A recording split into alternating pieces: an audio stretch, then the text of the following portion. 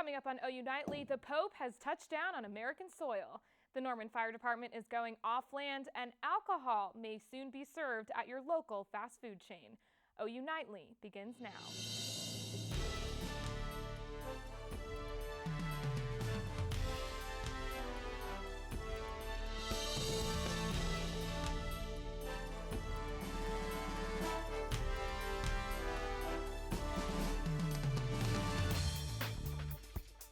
Good evening. Pope Francis is on U.S. soil for the very first time. He's welcomed around 4 p.m. Eastern by President Obama and the First Family. The Pope hopes to tackle the nation's most significant political, social, and economic controversies.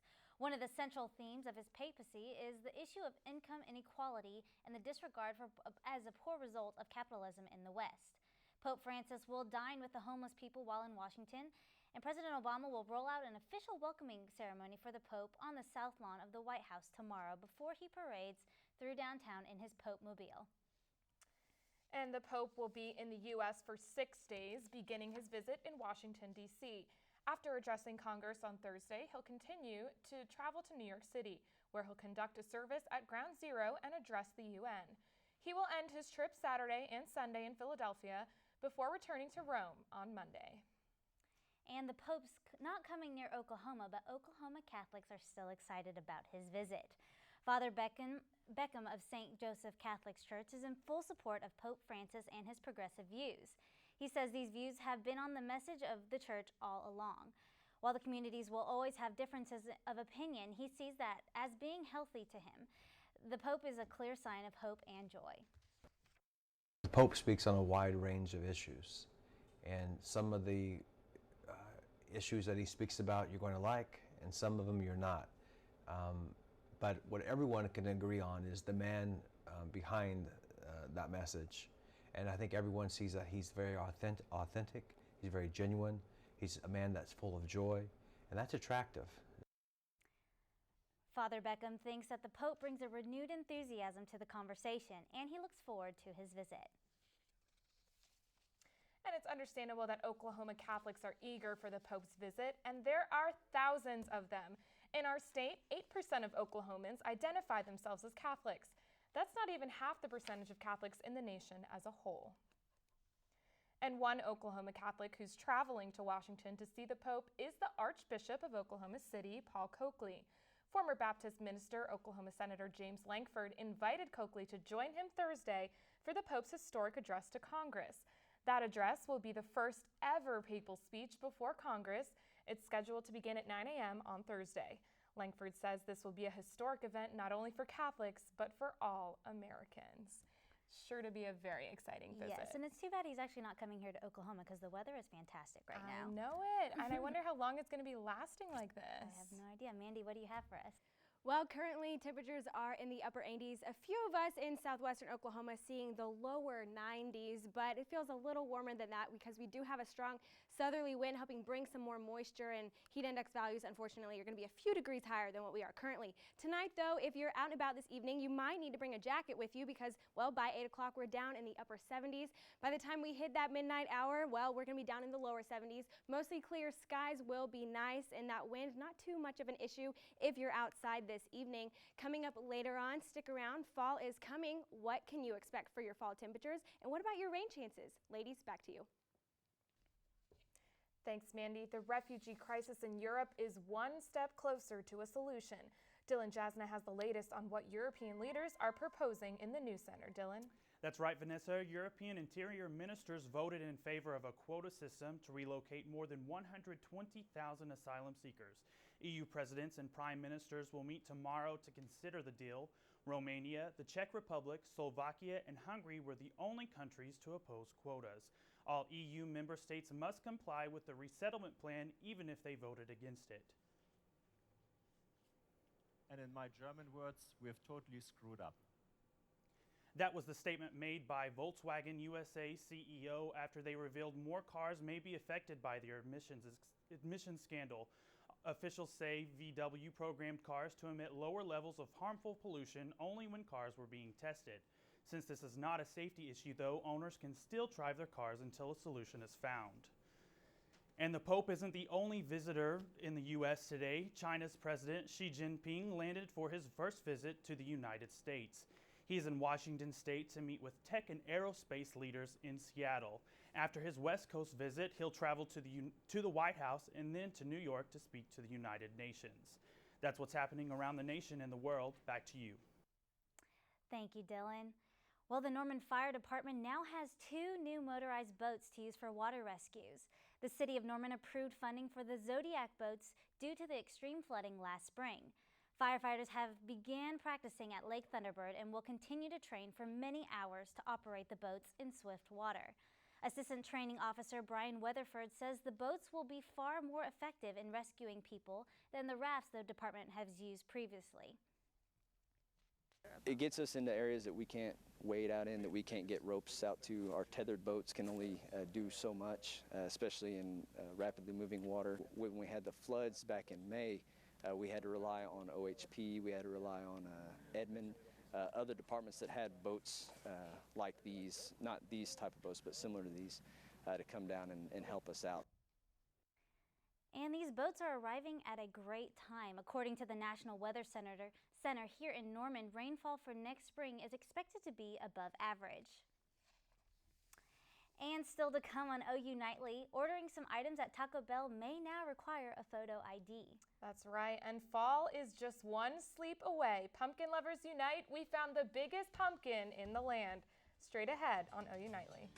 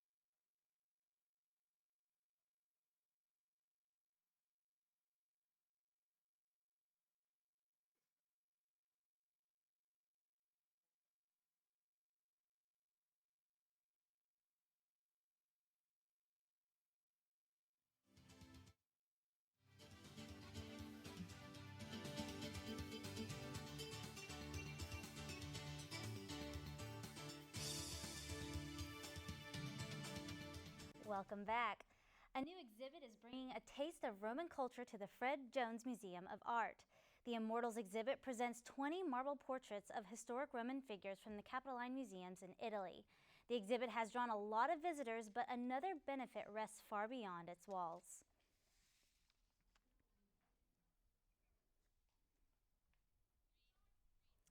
The Immortals exhibit is open until December 6th, and admission is free to all students. All right, and Bijan Hosseini joins me now with Money Matters. Bijan, yet another week good at the pumps. Yeah, and the price just keeps dropping, Vanessa, with no end in sight, which is good for drivers in Oklahoma and around the country. They're rejoicing in the fact that a gallon of gas is the lowest it's been in more than a decade. AAA Oklahoma reported the average gas price in our state is $2.10 a gallon, and that's compared to the national average of $2.28. Here in Oklahoma, prices have dropped 3 cents in the past week and 36 cents since August.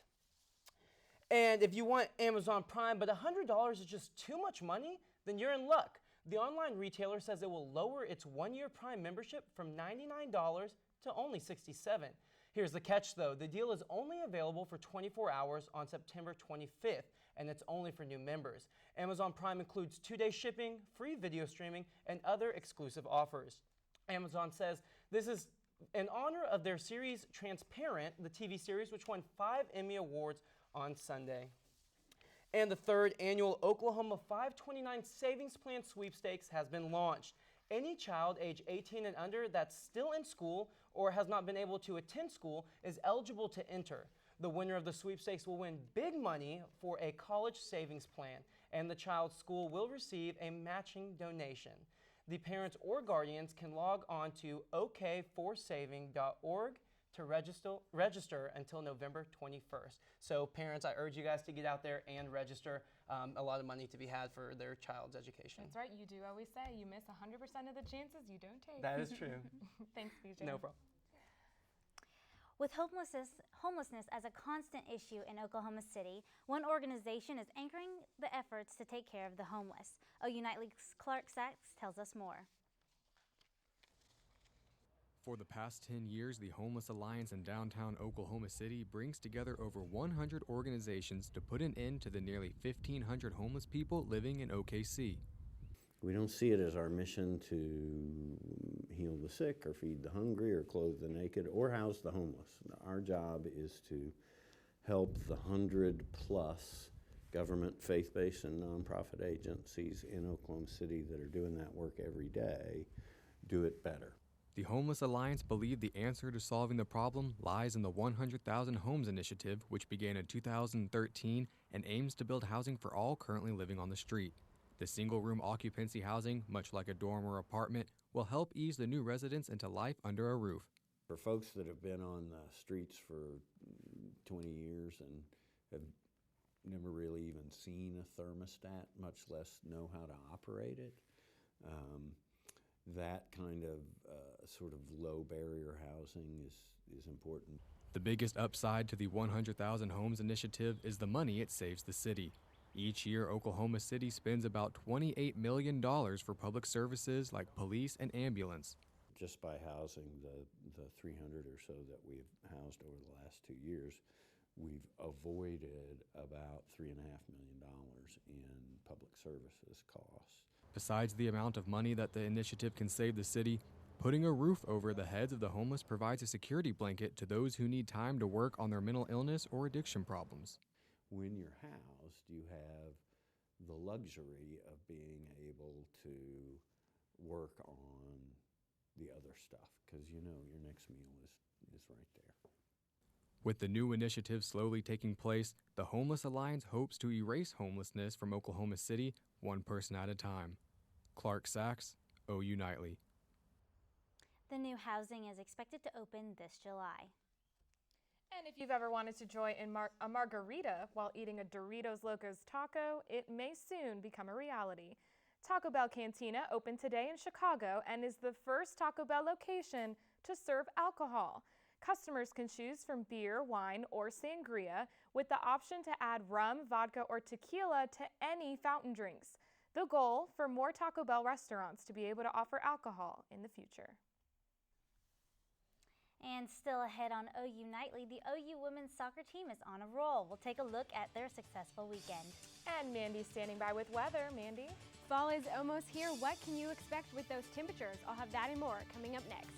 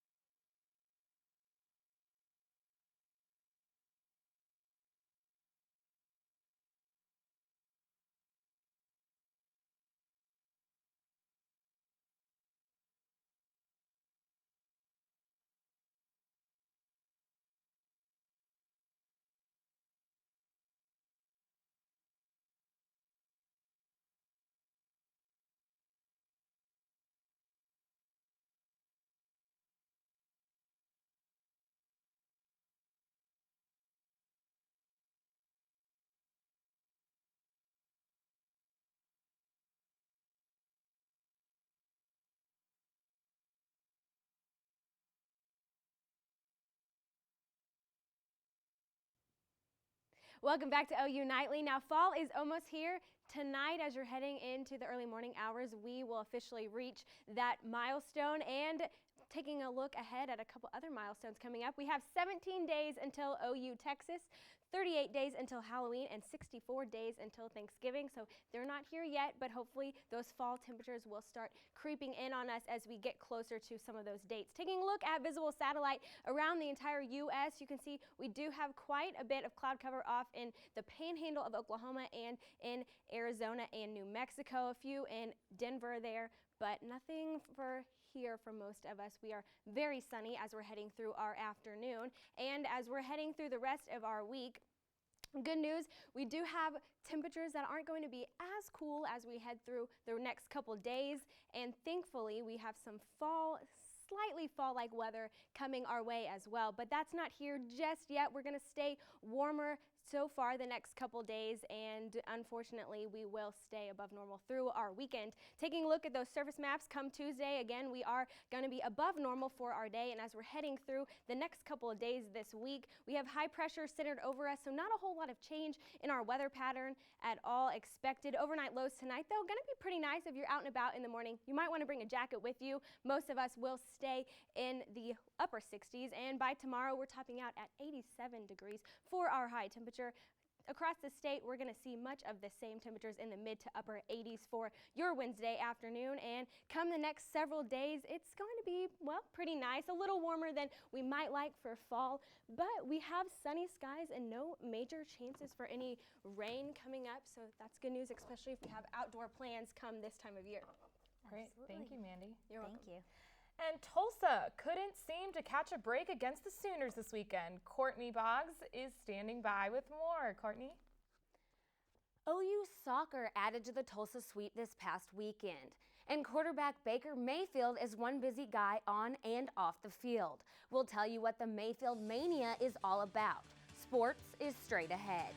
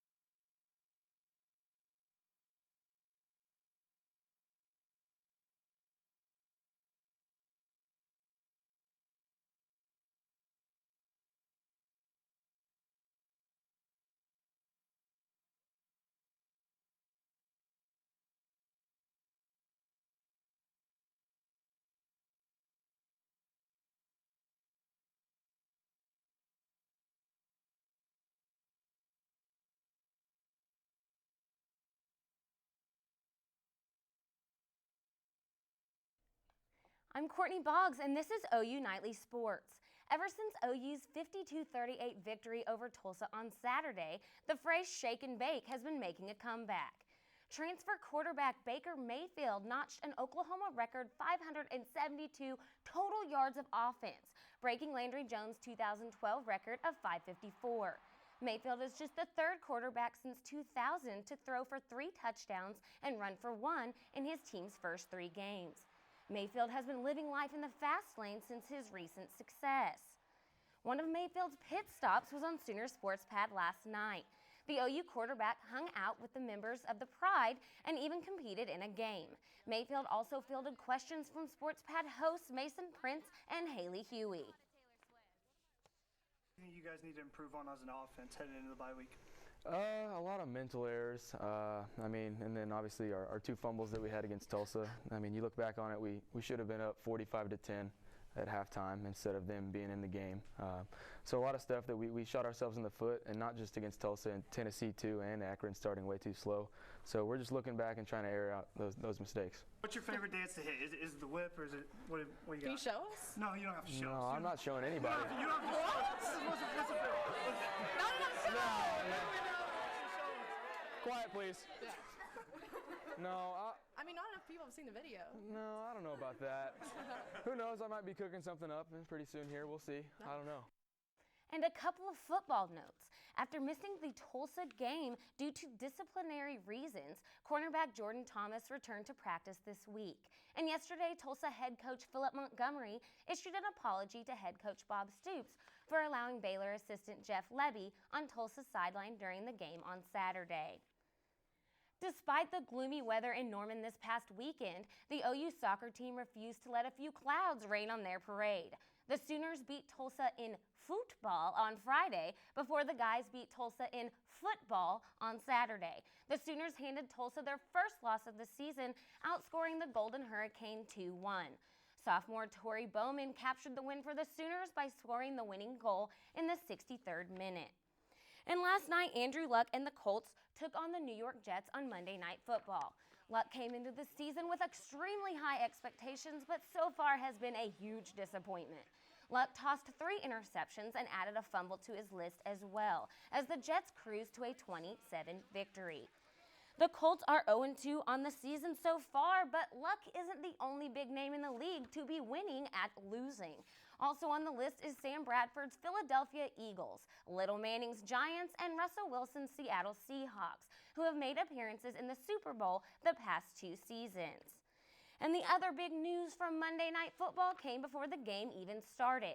Former linebacker Ray Lewis, who is now an analyst for ESPN, couldn't resist the urge to check his phone during a live segment. Lewis shamelessly was glued to his phone for a while before realizing he was in the middle of the pregame show. That's crazy. Well, that tells you something about how we can't get disconnected. So even when you're on live TV, I guess. Such a distraction. Well, thank you so much, Courtney. And still to come on OU Nightly, we'll have another look at that 5-day forecast. Plus, a pumpkin bringing a ton of excitement for one Illinois farmer straight ahead on OU Nightly.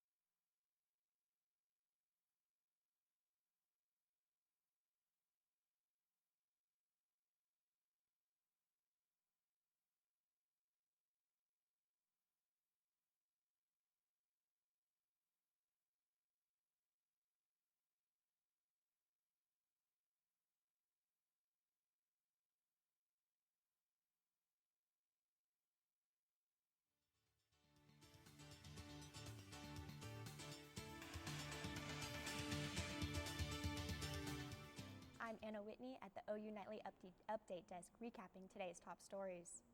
Oklahoma has been a magnet for Republican presidential candidates this month. The latest to schedule a visit is Carly Fiorina. Her trip follows visits from Marco Rubio and Donald Trump. And a drunk man led Oklahoma police on a 5-hour wild goose chase Saturday evening at Lake Eufaula. The police were alerted by the man's family, whose members said he drank several beers and then walked into the lake. The man was finally found in Pittsburgh County. And today, Oklahoma death row inmate Richard Glossip challenged his new execution date. Glossip was scheduled to be executed on the 16th, but the court pushed the date back 2 weeks to give judges time to review claims of Glossip's innocence. That's it for now. Back to you in the studio. Thanks, Anna. Well, a man in Illinois is set to have the largest jack-o'-lantern in town. Weighing in at over 2,000 pounds, the ginormous pumpkin took the first prize at the Cedarburg Wine and Harvest Festival in Wisconsin over the weekend. The owner claims that he didn't do anything special to help his pumpkin reach that size. It was just pure luck. Well, we're going to get a lot of pumpkin spice products Yes, we just are. in time for the fall. I love that. That's great. It is, it is. And with fall starting tomorrow, well, the weather, unfortunately, is going to be a little warmer than we'd like to see for the start of fall, but I think we can handle it. Temperatures in the 80s, so nothing super scorching. Lots of sunshine, no rain chances in the near future, so if you have plans outside, it's a good time to make them. All right, perfect. Thank you, Mandy. Thank you so much. And thanks for watching OU Nightly, brought to you by Gaylord College. We'll see you back here tomorrow night, live at 4:30. Have a good evening. Good night.